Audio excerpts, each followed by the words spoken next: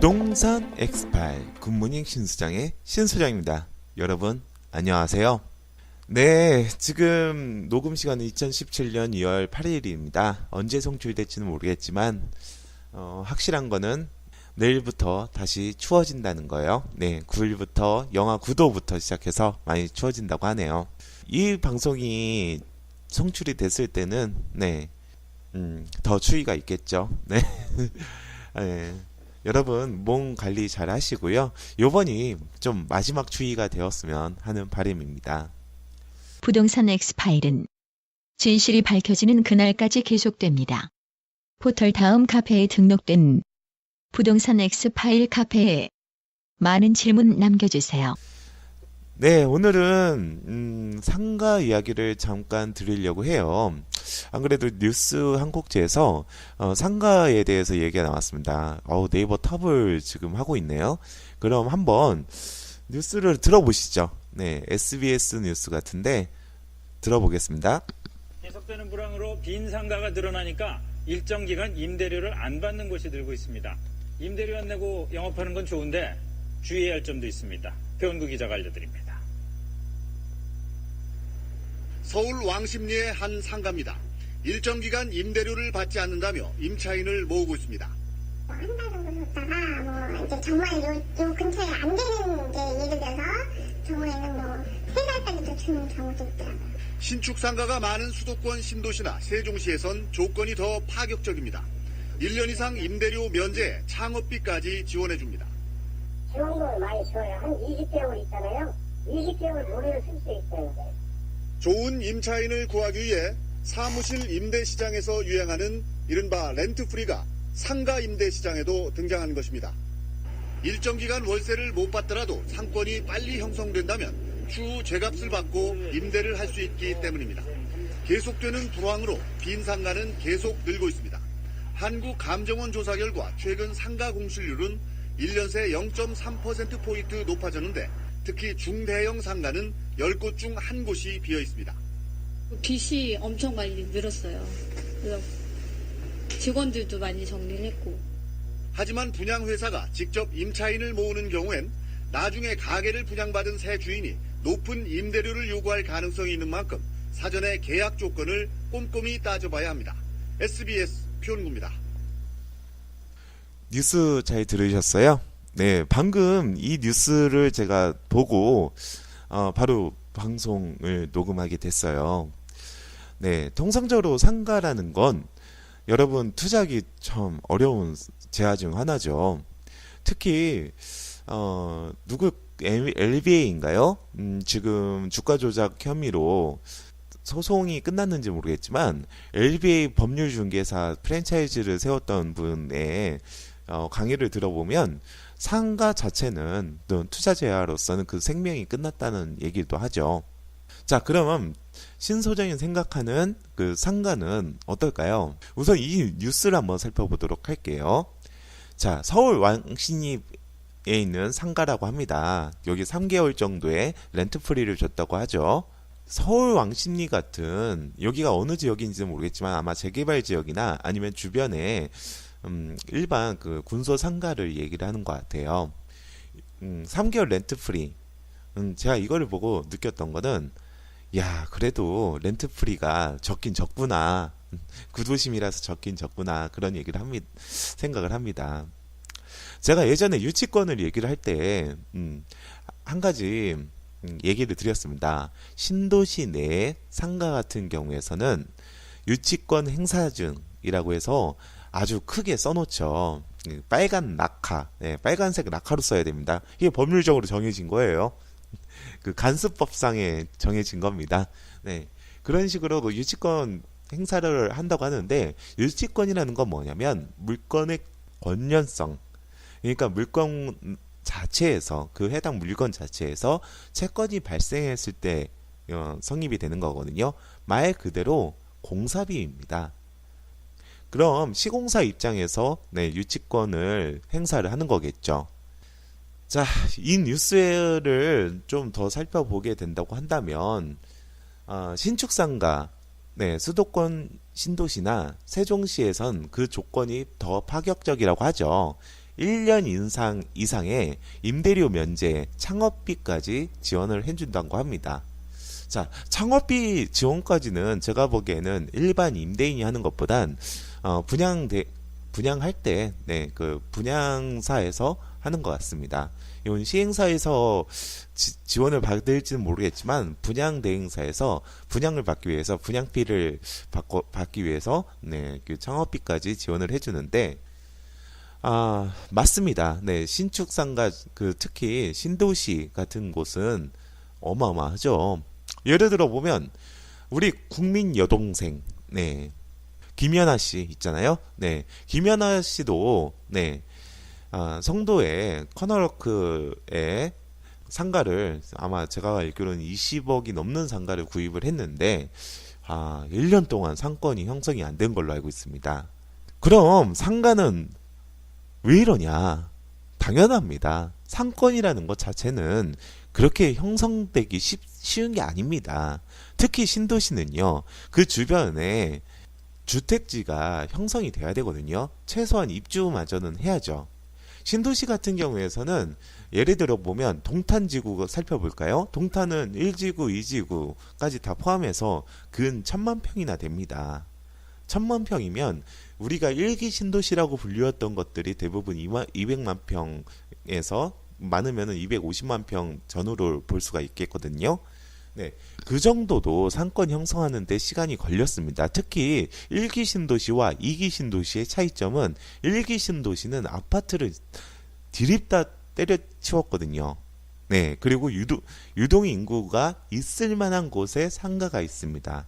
하지만 1기 신도시도 예를 들어 보면 그 상가 지역은 따로 만들어 놓거든요. 신도시라는 게 원래 그렇습니다. 주거 지역 따로 만들고 상가 시설 따로 만들고 그 주변에는 그 이주자택지나 아니면은 그 전원주택 택지들이 분양을 해가지고 뭐 1층엔 상가, 2층, 3층에는 주택을 만든다던가 아니면은 전면 주택으로 3층까지 올린다던가 여기서 다 정해진 게 바로 지구 단위 계획으로 잡혀 있는 거예요. 즉 예를 들어 보면 상가 지역 같은 경우에서는 상가 밀집 지역 같은 경우에서는 상가뿐이 못 짓는 겁니다.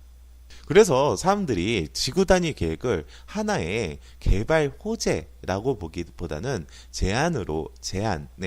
개발 제한으로 보는 경우가 좀 있습니다. 물론 그게 공공적으로 우리가 신도시를 살펴보면 알 거예요. 우리가 구도심 같은 경우에서는 상가 시설들이 혼재가 되어 있잖아요. 그래서 그 체계적인 관리도 안 되고 그리고 상권이 형성이 잘 안 됩니다. 네, 그렇기 때문에 신도시 같은 경우에서는 노후화가 되고 20년, 30년이 지나다라고 하더라도 그나마 도시계획 차원에서는 괜찮은 효과를 볼 수 있기 때문에 그렇거든요. 신도시의 상가는 형성이 전혀 안 된다고 보시면 됩니다. 예전에 동탄지구에서 유명한 투자자가 그 상가 근린생활시설을 구입을 하는데 수분양을 받는데 50억을 투자를 했다고 들은 뉴스 꼭지를 봤어요. 네, 그 뉴스를 보고 저는 한마디 생각을 했죠. 속으로. 야, 쟤 망했구나. 그런 생각을 했습니다. 자, 요번에 메타폴리스인가요? 그쪽에 동탄지구에 있는 건데 그 상업지역이 불이 났죠. 메타폴리스 아마 탑층에 펜트하우스에 아마 비가 살 겁니다. 우리 지금 신혼의 단꿈에 젖어 있을 것 같은데요. 네, 그 가수 비가 그쪽 펜트하우스에 사는 걸로 알고 있어요. 그 동탄지구 같은 경우에선 그곳은 비교적 그 동탄지구 내에서도 일찍 형성이 됐습니다. 하지만 그쪽 그 상가 같은 경우도 렌트 프리를 1년 동안 주는 것도 많았습니다. 네. 제가 아는 부동산 중개업소에서 부천 지역에 연구가 있는데 거기서 기반을 잡았습니다. 그래서 네, 동탄에 갔죠. 동탄에 갔는데 결국에는 철수하고 왔어요. 네. 렌트 프리를 6개월 받았을 거예요. 그때는 그분이 그 요지 지역에 렌트 프리를 받았는데요. 자, 상가 입장에서는 당연합니다. 우리가 1층에 상가가 형성만 되면 끝인 거예요. 자, 이 정도 그 신도시급의 상가 행위를 할 수 있다는 사람들은 그나마 자영업자 중에서도 상위 30% 이상은 들어갈 걸로 저는 추정이 되는데요. 네, 이런 분들이 상권을 형성을 시키고 그리고 그 오르게 된다고 한다면 네, 그 다음에는 월세를 받아도 그분들이 나가질 않죠. 상가 1층 상가가 안 나가는 이유는 나가지 않는 이유. 한번 상권이 형성되면 나갈 수 없는 이유는 한 가지입니다. 바로 권리금 때문이죠. 요번에 상가 임대차 보호법이 네, 바뀐 지는 좀 됐습니다. 권리금 보호 규정이 있습니다. 정확하게 말씀드리면 세입자가 그러니까 상가 행위를 하고 있는 세입자가 구한 다른 세입자를 네, 건물주 입장에서는 거절을 할 수 없게 만들었습니다. 네, 임대차 계약을 거절을 할 수 없게 만들었어요. 그럼 세입자가 만약에 다른 세입자를 구했다. 예를 들면 내가 조스 떡볶이를 하고 있는데 다른 세입자를 구해서 그 권리금을 준다. 물론 거긴 가맹이라는 것도 있겠지만 프랜차이즈라서요. 네, 여하튼 그렇게 구했다고 보면 우선 세입자와 들어오신 세입자끼리 권리 계약을 씁니다. 권리금 계약을 쓰죠. 그때는 권리금이 산정이 되어 있죠. 그리고 그 부동산마다 틀리긴 하는데 만약에 권리금 산정 계약이 끝나고 났을 때 임대인을 불러가지고 임대차 계약을 맺거나 아니면 권리 계약을 맺고 계약금을 넣을 때 네. 건물주를 부르기도 하죠. 네, 이거는 뭐 운용의 위호로 진행이 되긴 하는데 여하튼 이런 식으로 명목상의 상가 임대차 보호법은 상가 권리금을 보호하기 위해서 세입자가 다른 세입자를 구할 때는 건물주분이 그 거절할 수 없게 만들었잖아요. 그거를 바꿔 말한다고 한다면 그만큼 상가 임차인은 권리금을 되게 중요시 보게 된다는 그 반증이 될 수가 있겠고요. 그렇게 된다고 한다면 월세가 잘 밀리지 않을 가능성이 높습니다. 우리가 상가 임대차 보호법을 살펴본다고 한다면 물론 세입자를 평면적으로 네, 보호해주는 강행 규정들이 즐비하고 있지만 면목상에는 쌍무 계약으로서 동등한 입장으로 임대차 계약을 맺는 겁니다. 이거는 동등한 입장이라는 거는 법률적인 관계에서 얘기하는 거지 사회적인 경제적인 관계는 아닙니다. 그렇기 때문에 만약에 세입자도 예를 들면 3개월 정도 연체가 있다. 그러면 임대인은 그 임대차 계약을 해지시킬 수가 있죠. 네, 그겁니다. 임대차 계약을 해지를 시킨다고 한다면 자기 권리금 다 날아가는 거잖아요. 네, 그렇기 때문에 상권이 웬만큼 형성이 되어 있으면 1층 상가는 효자 노릇을 한다는 것이 그 상권이 변하지 않는 이상은요. 그런 맹신이 있는 것도 사실입니다. 하지만 문제는 뭐냐면 렌트 프리를 준다고 하잖아요. 처음에. 근데 상가는 단위당 단가가 가장 비싼 재화이기 때문에 문제점이 있다는 거죠. 예를 들어 보면 시행사 입장에서는 상가 팔아먹는 걸 제일 좋아합니다. 그리고 상가 리스크를 가장 중요시 보게 되는 거죠. 부양 안 되는 걸요. 예를 들어 보면 우리가 1층 상가가 평당 4,500이다. 그리고 평당 5,000이다. 라고 하는 거는 강남권 아파트도 아니고 물론 전용 대비를 한다고 한다면 전용률 차이가 강남권 아파트와 상가 그 전용률은 차이가 크게 나기 때문에 훨씬 비싼 겁니다. 단위당 단가를 따진다고 한다면 지금 수도권 지역이나 아니면은 서울 지역 같은 경우에서는 평균 4천만 원 정도 되는 것 같아요. 4천에서 4,500만 원 정도까지도 되는 것 같습니다. 이 정도라고 하면 어마어마한 금액입니다. 예를 들어 보면 4천만 원이라고 치고 그리고 20평 그러면 분양 면적 20평이면 8억이잖아요. 그러면 전용 면적은 10평이에요.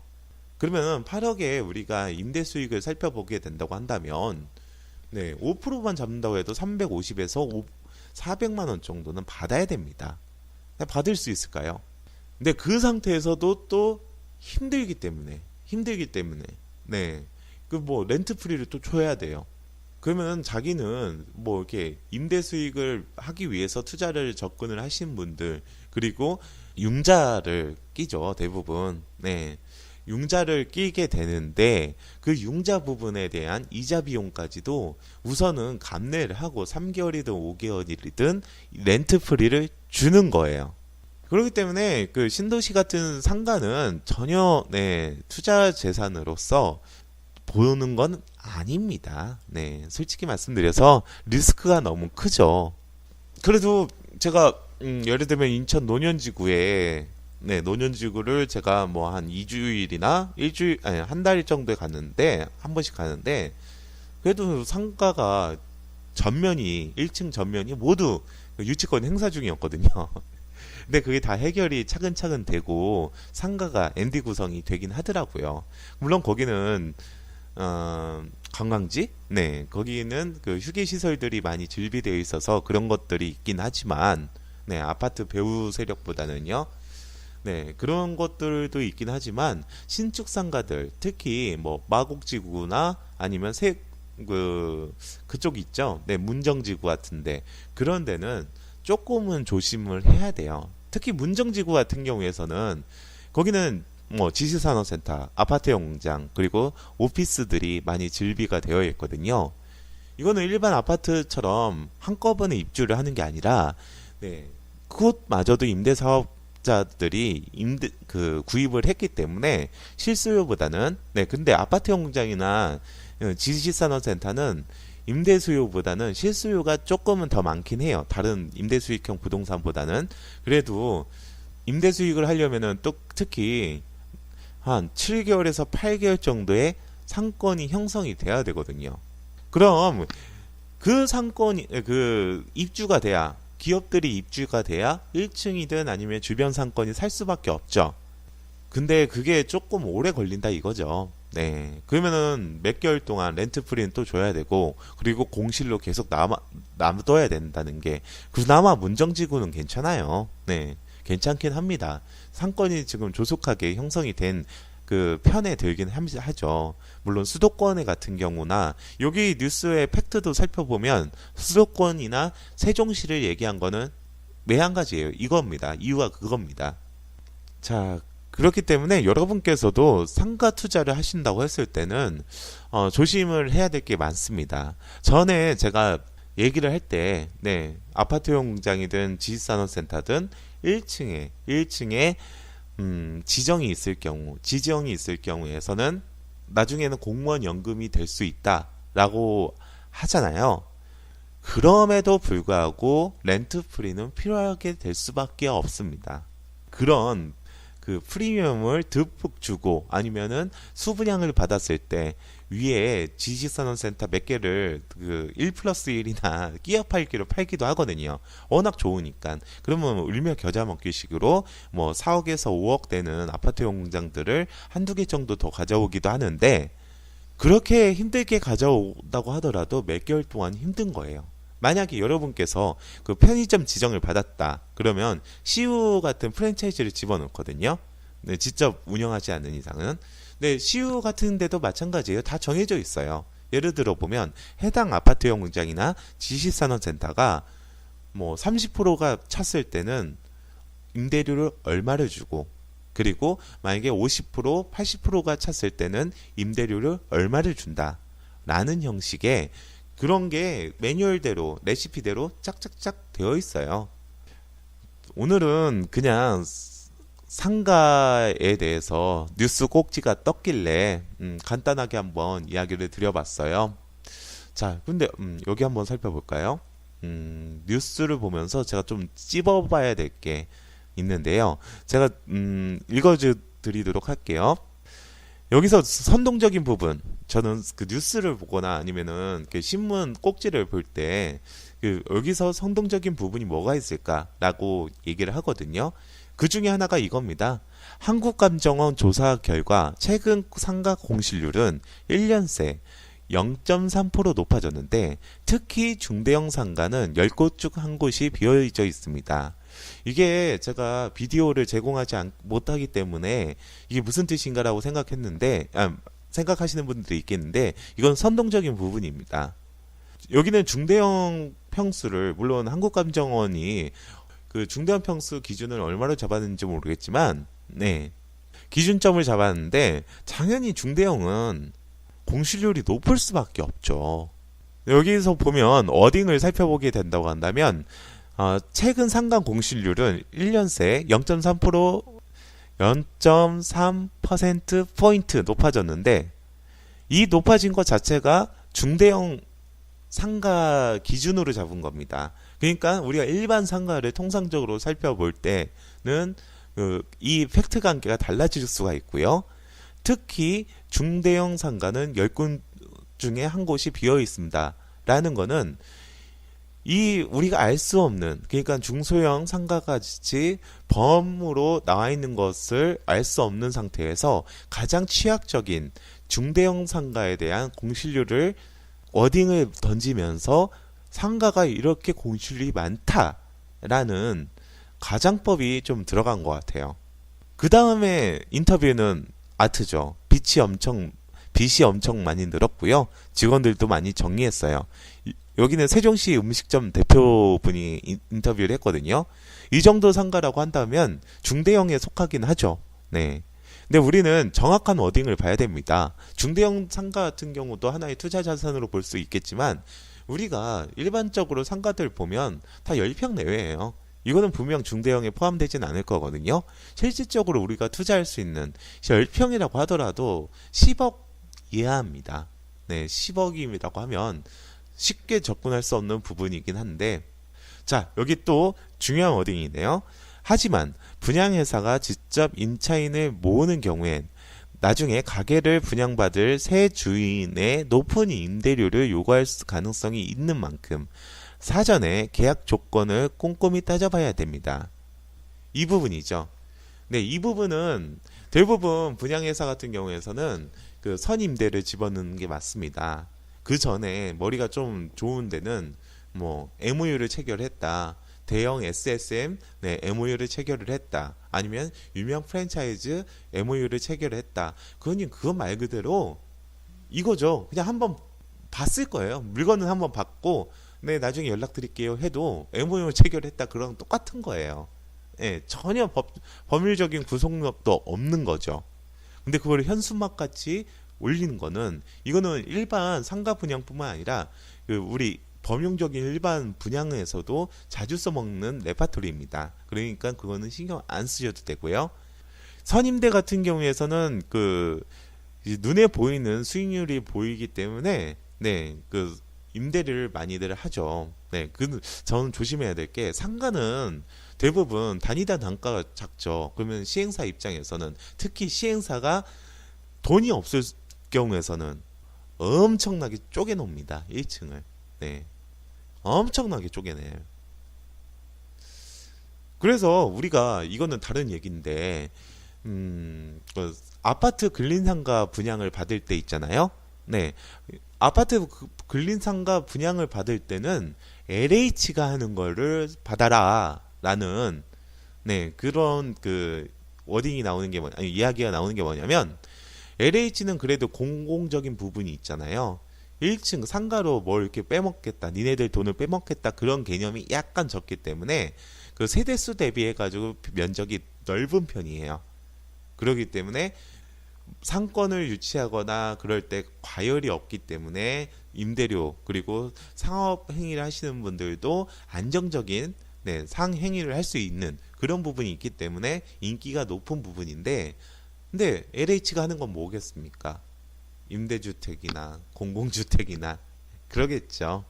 그러니까 쉽게 말씀드려서 LH가 직접 시행을 하는 예를 들면 땅을 닦아가지고 니네들 팔게 땅 장사거든요. LH는. 근데 그거 말고 직접 시행한다고는 타 법률로 인해서 시행을 하는 거거든요. 네, 그 의무를 주어줬기 때문에 뭐 주택에 대한 환경을 주거 환경을 개선을 한다는 그런 부분들. 근데 그런 법률적으로 나와 있는 곳에 LH가 개입이 된다라고 하면 그러면 저소득층 관련된 부분이 많이 있을 겁니다. 그러면 또 구매력이 떨어질 수도 있겠죠. 네. 그 LH까지 얘기가 왜 거기에 나왔는지 모르겠지만 여하튼 네, 선임대 같은 경우에서는 여기 뉴스 워딩이 얘기 나오는 거에 네, 맞아요. 네, 좀 조심해야 될 부분은 있습니다. 근데 그 투자자 입장에서도 마찬가지죠. 네.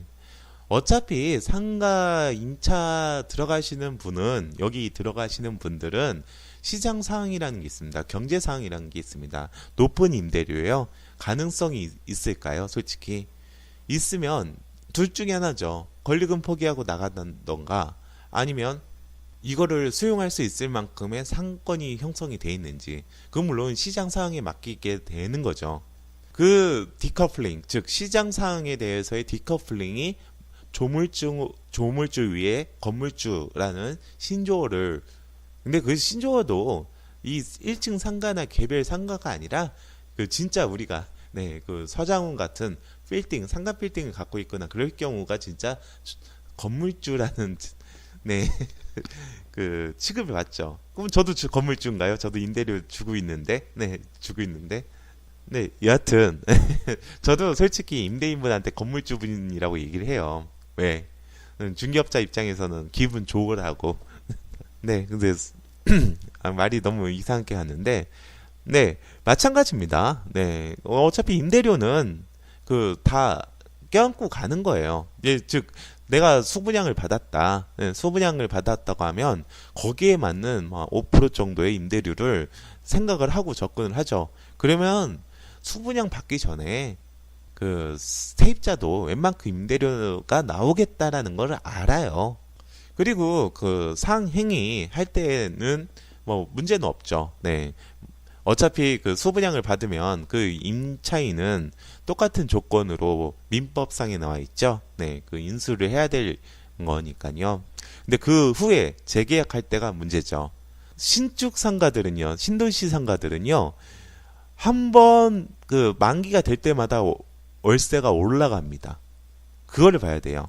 저도 마찬가지예요. 저도 문정 쪽에 한번 진출을 해볼까라고 해서 좀 저렴한 그 상가도 봤어요. 몇 개 봤어요. 물론 제가 임차인으로 들어가는 거죠. 근데 항상 그 신도시를 제가 볼 때는 이 월세가 얼마까지 오를까입니다. 그러면 저는 어떻게 했냐? 저는 그걸 봤죠. 그 저기 분양 그 카탈로그를 봤죠. 이게 얼마의 수분양을 받았는지. 그래서 딱 살펴본 결과. 지금 문정지구 같은데 제가 너무 좋아라 해서 많이 가보는데 거기는 저기 입주장이 열린 거거든요. 입주장이 열려가지고 1층에 부동산뿐이 없어요. 근데 우리의 네, 돈 많은 입주장 들어가는 부동산은 돈이 많습니다. 많은 데입니다. 네. 입주장에서 거기서 메뚜기처럼 한철 다 해먹고 나오긴 할 건데 네, 뭐 200만 원 이하짜리가 없더라고요. 월세가 10평 기준으로요. 근데 그거마저도 이분들은 그러니까 임대인분께서는 만족스러운 임대료는 절대 아닐 거예요. 네, 절대 아닙니다. 나와 있는 돌출되어 있는 데는 10평에 500인가까지도 가는 데도 있어요. 네, 재밌어요. 네, 그 입주장 빠지면 우수수 빠지면 공실이 많이 급격히 나타나게 하죠. 그리고 또 한번 입주장은 한번 갱신 안 하고 가거든요. 그래서 입주장 부동산들은 200만 원 이상 내면서도 간판도 없는 데도 있어요. 그냥 시트지로 간단하게 하는 데도 있고요. 철거하기가 귀찮으니까. 네, 그런 데도 있긴 있습니다. 그렇기 때문에 그 신도시 상가는 네, 월세를 올릴 수밖에 없어요. 예를 들어보면 지식산업센터도 마찬가지입니다. 네, 지식산업센터나 상가도 그 신도시 같은 경우에 신도시자에 그가 들어간다면 모든 임대수익형 부동산은 초창기에 물량 폭탄이라는 거, 네, 물량 공급이 그 초기 물량이 폭탄을 이룰 수밖에 없거든요. 그럼 임대료는 떨어지죠. 떨어질 수밖에 없습니다. 그러면은 나중에 이제 완숙이 됐어요. 시장 상황이 완숙이 되면 그럼 임대료 올려야죠. 그럼 신도시를 나는 그나마 투자를 하겠다. 너무 좋아. 주변에 잘 닦여진 도로에 잘 닦여진 그 신도시의 상가가 있다. 내가 진짜 제가 신 소장이 가장 만류하는 게 신도시의 상가 1층 상가 그 중에서도 상가의 분양 중에서도 신도시인데 그래도 난 하겠다 돈이 튄다 할 때는 가장 빨리 상권이 활성화가 될 수 있는 지역을 갈 수밖에 없습니다. 마곡이나 문정은 상권이 조속하게 형성이 되죠. 그거는 뭐 문제는 없죠. 근데 수도권 같은 경우, 지방 경우에는 문제가 크죠. 부동산 엑스파일, 오늘은 상가에 대해서 이야기를 드려봤습니다. 여러분, 추위 조심하시고요. 감기 조심하십시오. 굿모닝 신소장의 신소장이었습니다. 감사합니다.